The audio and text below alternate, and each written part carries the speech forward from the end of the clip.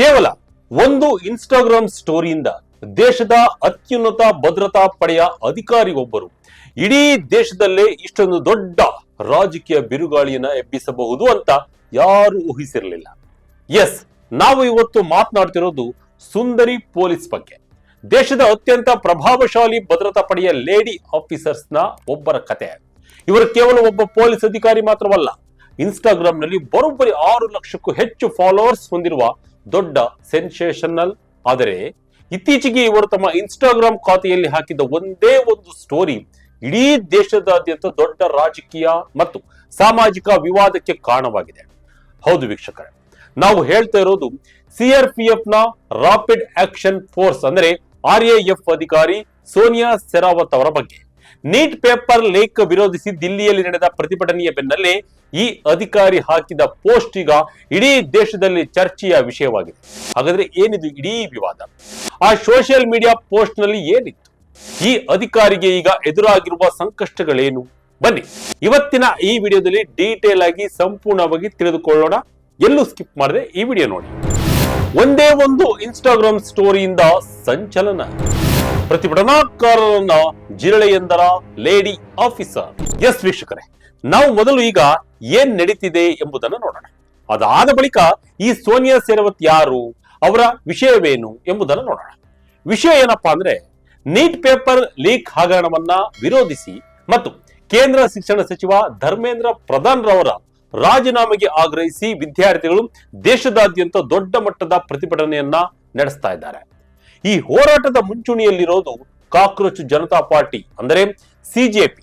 ಸೋಮವಾರ ಅಂದ್ರೆ ಸಂಸತ್ತಿನ ಮುಂಗಾರು ಅಧಿವೇಶನದ ಮೊದಲ ದಿನದಂದು ಈ ಸಂಘಟನೆಯ ನೇತೃತ್ವದಲ್ಲಿ ಸಾವಿರಾರು ವಿದ್ಯಾರ್ಥಿಗಳು ಸಂಸತ್ತಿನ ಮಾರ್ಚ್ ಮಾಡಲು ಪ್ರಯತ್ನಿಸಿದರು. ಈ ವೇಳೆ ಪೊಲೀಸರು ಮತ್ತು ಭದ್ರತಾ ಸಿಬ್ಬಂದಿ ಪ್ರತಿಭಟನಾಕಾರರನ್ನ ತಡೆಯಲು ಯತ್ನಿಸಿದಾಗ ಪರಿಸ್ಥಿತಿ ವಿಕೋಪಕ್ಕೆ ಹೋಯಿತು. ಪೊಲೀಸರು ಅಶ್ರುವಾಯು ಮತ್ತು ಲಾಠಿ ಚಾರ್ಜ್ ಬಳಸಿದರು. ಇದರಿಂದಾಗಿ ಜಂತರ್ ಮಂತರ್ ರಣರಂಗದಂತೆ ಬದಲಾಯಿತು. ಇದೇ ಪ್ರತಿಭಟನೆಯ ಬಂದೋಬಸ್ತ್ ಕರ್ತವ್ಯದಲ್ಲಿದ್ದವರು ರ್ಯಾಪಿಡ್ ಆಕ್ಷನ್ ಫೋರ್ಸ್ ನ ಅಸಿಸ್ಟೆಂಟ್ ಕಮಾಂಡೆಂಟ್ ಸೋನಿಯಾ ಸೆರಾವತ್. ಪ್ರತಿಭಟನೆ ಮುಗಿದ ಮರುದಿನವೇ ಸೋನಿಯಾರವರ ಇನ್ಸ್ಟಾಗ್ರಾಮ್ ಅಕೌಂಟ್ ನಿಂದ ಒಂದು ಸ್ಟೋರಿ ಅಪ್ಲೋಡ್ ಆಗಿತ್ತು. ಅದರಲ್ಲಿ ಸತ್ತಿರುವ ಒಂದು ಜಿರಳೆಯ ಫೋಟೋ ಇತ್ತು. ಅದರ ಮೇಲೆ cannot fix them self and they ವನ್ನ ಫಿಕ್ಸ್ ದ ಕಂಟ್ರಿ, ಅಂದರೆ ತಮ್ಮನ್ನ ತಾವೇ ಸರಿಪಡಿಸಿಕೊಳ್ಳಲು ಯೋಗ್ಯತೆ ಇಲ್ಲದವರು ದೇಶವನ್ನ ಸರಿಪಡಿಸಲು ಹೊರಟಿದ್ದಾರೆ ಎಂದು ಬರೆಯಲಾಗಿತ್ತು. ಈ ಪೋಸ್ಟ್ ವೈರಲ್ ಆಗಿದ್ದು, ಇದು ವೈರಲ್ ಆಗ್ತಿದ್ದಂತೆ ದೇಶಾದ್ಯಂತ ಭಾರಿ ಆಕ್ರೋಶ ವ್ಯಕ್ತವಾಗಿದೆ. ಎಕ್ಸ್ ನಲ್ಲಿ ತಿರುಗೇಟು ನೀಡಿದ ಕಾಕ್ರೋಚ್ ಜನತಾ ಪಾರ್ಟಿ. RAF ಅಧಿಕಾರಿ ವಿರುದ್ಧ ಸೋಷಿಯಲ್ ಮೀಡಿಯಾದಲ್ಲಿ ಆಕ್ರೋಶ. ವೀಕ್ಷಕರೇ, ಸೋನಿಯಾ ಸೆರಾವತ್ ರವರ ಈ ಇನ್ಸ್ಟಾಗ್ರಾಮ್ ಸ್ಟೋರಿ ವೈರಲ್ ಆಗ್ತಿದ್ದಂತೆ ಪ್ರತಿಭಟನೆ ನೇತೃತ್ವ ವಹಿಸಿದ ಕಾಕ್ರೋಚ್ ಜನತಾ ಪಾರ್ಟಿ ತಕ್ಷಣವೇ ಎಕ್ಸ್ ವೇದಿಕೆಯಲ್ಲಿ ತೀವ್ರವಾಗಿ ರೆಸ್ಪಾಂಡ್ ಮಾಡಿದೆ. ಇದು ಅತ್ಯಂತ ಆಘಾತಕಾರಿ ಸಂಗತಿ.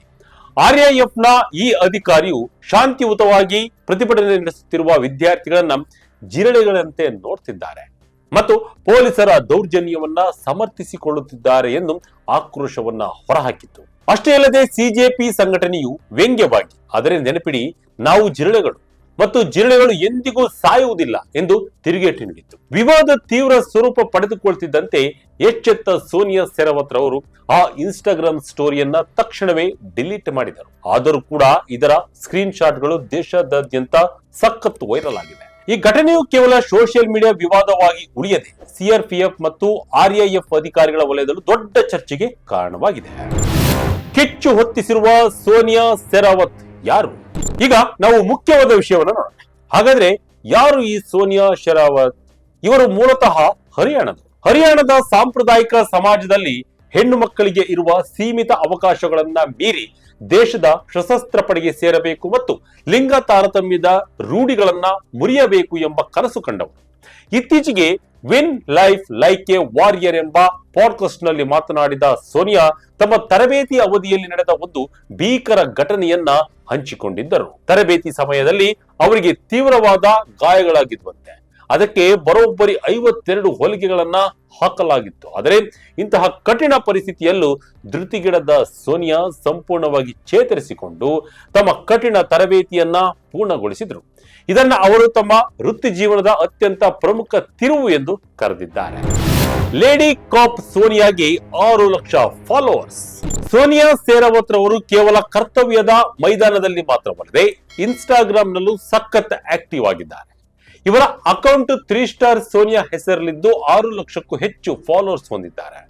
ತಮ್ಮ ಅಕೌಂಟ್ ನಲ್ಲಿ ಇವರು ಟ್ರೆಂಡಿಂಗ್ ರೀಲ್ಸ್, ಡ್ಯಾನ್ಸ್ ವಿಡಿಯೋಗಳು, ಫಿಟ್ನೆಸ್ ಟಿಪ್ಸ್ ಮತ್ತು ತಮ್ಮ ದಿನನಿತ್ಯದ ಬದುಕಿನ ಕ್ಷಣಗಳನ್ನ ಹಂಚಿಕೊಳ್ಳುತ್ತಿದ್ದಾರೆ. ಇತ್ತೀಚೆಗೆ ಜುಲೈ 16ರಂದು ಇವರು ರಾಕಿಂಗ್ ಸ್ಟಾರ್ ಶಾರುಖ್ ಖಾನ್ ರವರ ರೈಸ್ ಸಿನಿಮಾದ ಲೈಲಾ ಹಾಡಿಗೆ ಕಡು ನೀಲಿ ಟ್ಯಾಂಕ್ ಟಾಪ್ ಮತ್ತು ಕಪ್ಪು ಡೆನಿಮ್ ಧರಿಸಿ ಬೀಚ್ ನಲ್ಲಿ ಡ್ಯಾನ್ಸ್ ಮಾಡುತ್ತಿರುವ ವಿಡಿಯೋವೊಂದನ್ನ ಪೋಸ್ಟ್ ಮಾಡಿದ್ದರು. ಅದಕ್ಕೆ ಸ್ವಾತಂತ್ರ್ಯ ದುಬಾರಿಯಾಗಿದೆ, ಆದರೆ ಮುಗುಳ್ನಗೆ ಅಮೂಲ್ಯವಾಗಿದೆ. ಆದ್ದರಿಂದ ಕಣ್ಣೀರನ್ನ ಬದಿಗೊತ್ತಿ ಸಂತೋಷವನ್ನ ಹರಡಿ ಎಂದು ಕ್ಯಾಪ್ಷನ್ ಅನ್ನ ಬರೆದಿದ್ರು. ಅದಕ್ಕೂ ಮುನ್ನ ಜುಲೈ 14ರಂದು ಮಾರ್ಕೆಟ್ ನಲ್ಲಿ ನಡೆಯುವಾಗ ಅಂಗಡಿಯವರು ತಮ್ಮನ್ನ ವಿದೇಶಿ ಪ್ರವಾಸಿಗರು ಎಂದು ಕರೆದಿದ್ದ ಘಟನೆಯನ್ನ ಶೇರ್ ಮಾಡಿಕೊಂಡಿದ್ದರು. ಇನ್ನು ಕೇವಲ 23 ಗಂಟೆಗಳ ಹಿಂದೆ ಅವರು ಕಪ್ಪು ಕ್ರಾಪ್ ಟಾಪ್ ಮತ್ತು ಹಳದಿ ಬಣ್ಣದ ಸ್ಕರ್ಟ್ ಧರಿಸಿ ಸೀರತ್ ಅಂದರೆ ಆಂತರಿಕ ಸೌಂದರ್ಯ ಎಂದು ಕ್ಯಾಪ್ಷನ್ ನೀಡಿ ಪೋಸ್ಟ್ ಹಾಕಿದ್ದಾರೆ. ಇವರ ಅಕೌಂಟ್ ನಲ್ಲಿ ಸೀರೆ ಸರಣಿ, ದೇವಸ್ಥಾನಗಳಿಗೆ ಭೇಟಿ ನೀಡಿದ ಫೋಟೋಗಳು, ಬೈಕ್ ರೈಡಿಂಗ್ ಮತ್ತು ಭಗವಾನ್ ಶಿವ ಮತ್ತು ಕಲಿಯುಗ ಸತ್ಯಯುಗದ ಕುರಿತಾದ ಪೋಸ್ಟ್ ಗಳನ್ನ ಕಾಣಬಹುದು. ಸೋನಿಯಾ ಪೋಸ್ಟ್ಗೆ ಇಲಾಖೆ ಆಕ್ಷೇಪ ಯಾಕೆ?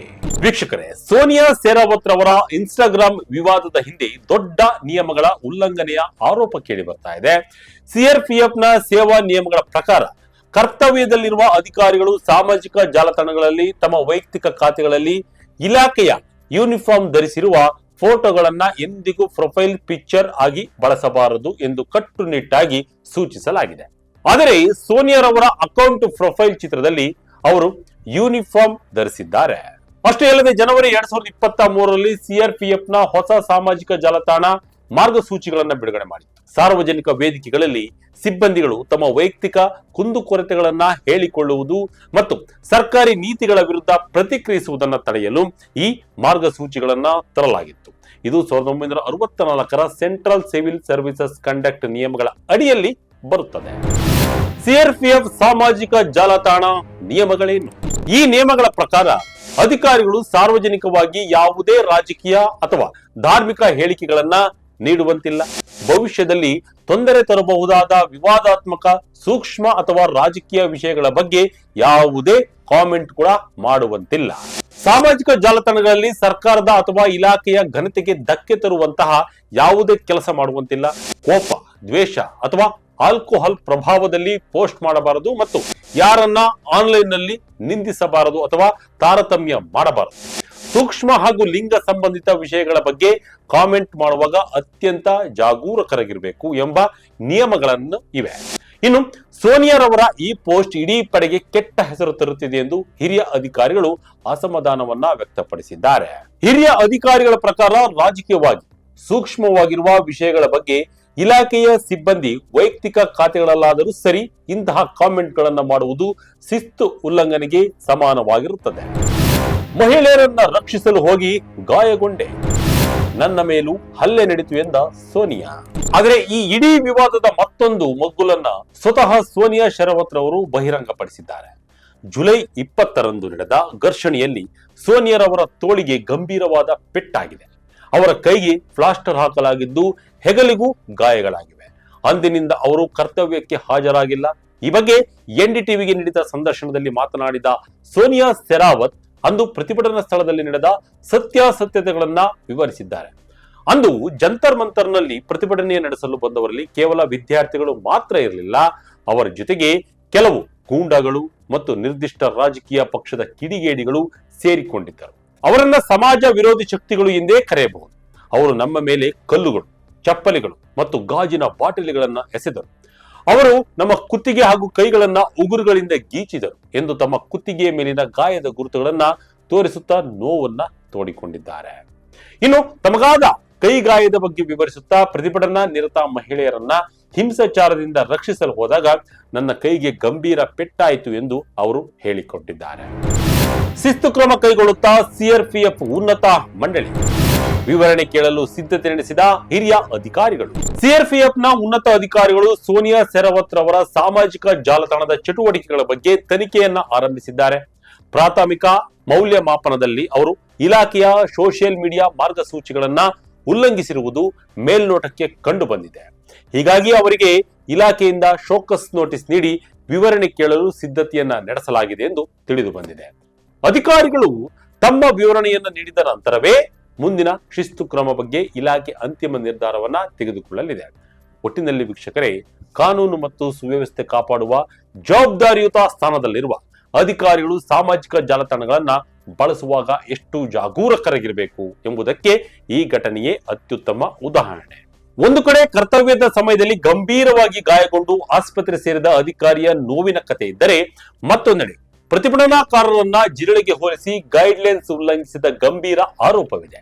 ಈ ಇಡೀ ಪ್ರಕರಣದ ಬಗ್ಗೆ ನಿಮಗೆ ಅನಿಸಿದ್ದನ್ನ ಅಧಿಕಾರಿಗಳು ವೈಯಕ್ತಿಕ ಖಾತೆಯಲ್ಲಿ ಇಂತಹ ಪೋಸ್ಟ್ ಗಳನ್ನ ಹಾಕಬಹುದೇ? ಇದೆಲ್ಲರ ಕುರಿತಾಗಿ ತಮ್ಮ ಅಭಿಪ್ರಾಯವನ್ನ ಕಮೆಂಟ್ ಮೂಲಕ ತಿಳಿಸಿ. ಇದಾಗಿತ್ತು ಈ ಕ್ಷಣದ ಇಂಟ್ರೆಸ್ಟಿಂಗ್ ಸ್ಟೋರಿ. ಇದೇ ರೀತಿ ಸ್ಟೋರಿಗಳಿಗಾಗಿ Vijaya Karnataka website, YouTube page, Facebook page follow ಮಾಡ್ತಾ ಇರಿ. ಧನ್ಯವಾದ.